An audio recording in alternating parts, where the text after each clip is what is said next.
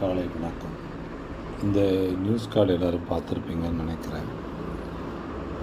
இதுவரை தமிழகத்தில் 2000 காலகட்டங்களில் தொடங்கி 2000 முந்தைய காலகட்டங்களில் தொடங்கி மென்பொருள் பணியாளர்கள் அல்லது மென்பொருள் சார்ந்தவர்களாக இருக்கிற ஐடி நெட்வொர்க்கிங், கோட் மேக்கிங், அப்புறம் க்ளவுட் மேனேஜ்மெண்ட்ஸ் அதில் நிறைய வகையான தொழில்நுட்பம் சார்ந்த, மென்பொருள் சார்ந்த, தொடர்புத்துறை சார்ந்து பல சைட்டுகளை உருவாக்குவது, அதனுடைய பாதுகாப்பு தன்மையை மேம்படுத்துவது, இப்படி பல துறைகளில் அந்த துறை மிகப்பெரிய அளவுக்கான பணம் கொளிக்கிற ஒரு துறையாக இருந்தது கடந்த காலங்களில்.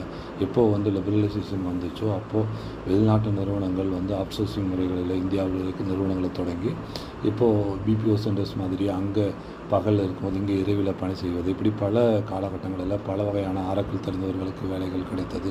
தொடர்ந்து ஜாவா, சிசி ப்ளஸ் இப்படி பல முன்னேற்றங்கள் அடிப்படையில் பல கோர்ஸ்களை புதிய முன்னேற்றங்களை படித்து பெரிய வேலைகளையும் பலரும் ஆன்சைட் முறைகளில் வெளிநாடுகளுக்கு போய் பணம் சம்பாதிப்பது, பிறகு இங்கிருந்து அங்கே போய் குடியேறிய பல மென்பொருள் பணியாளர்களை உங்களுக்கெல்லாம் தெரிஞ்சிருக்கும். அப்படி இன்றைக்கி நிலையில் பல சிக்கல்களை ஏஐ என்று சொல்லப்படுகிற புதிய வகையான ஏஐ என்பது புதிதொன்றும் இல்லை, ஏற்கனவே இருப்பது தான்.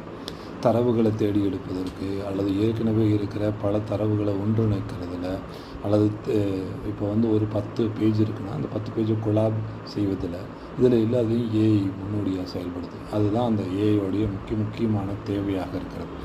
எப்பொழுது ஃபேஸ்புக் மேன்மை பெறுகுதுன்னா அந்த காலகட்டங்களில் ஒரு இடத்துலேருந்து இன்னொரு இடத்துக்கு டேட்டாவை மாற்றுறது.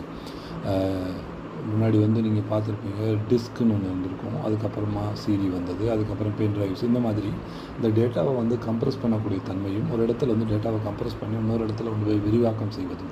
முன்னாடி நம்மளுடைய மொபைல் ஃபோன், செல்ஃபோன்களினுடைய மெமரி கம்மியாக இருக்கும். ஆனால் அந்த ஃபோன் பயன்படுத்தலாம். ஏன்னா அந்த டேட்டா அப்படியே வரும் நமக்கு, நம்ம ரிசீவ் மட்டும் பண்ணுவோம். அதுக்கப்புறம் மொபைல் ஃபோன்களோட மெமரியை அதிகப்படுத்தினாங்க. இப்போது மெமரி, அதாவது ஒரு கம்ப்யூட்டரோட மெமரி ஹார்ட் டிஸ்கோட தன்மையை கூட்டுனாங்க. அப்போ ஒரு டேட்டா சுருக்கப்பட்டு எளிதில் கடத்தப்பட்டு பிறகு பெருகிற இடத்துல அது விரிவாக்கம் செய்யப்படும். அதனால் அங்கே அதிகப்படியான ஸ்டோரேஜ் தேவைப்படுது. மொபைல் ஃபோன்களும் அப்படி தான் மாற்றப்பட்டது. ஸோ இந்த மாதிரி புதிய மாற்றங்கள் வருகிற பொழுது அந்த மாற்றங்களை ஏற்றுக்கிட்டு அந்த துறை மிகப்பெரிய வளர்ச்சி பெற்றுக்கிட்டே வந்தது. இப்போ இந்த காலகட்டங்களில் வெளிநாடுகளில் இதில் மிகப்பெரிய அளவுக்கு வளர்ச்சி பெற்றது ஏஐ மட்டும்தான் வளர்ச்சி பெற்றிருக்கு. ஆனால் நிறைய துறைகள் அதுக்குள்ளே இருக்குது. அந்த துறைகளில்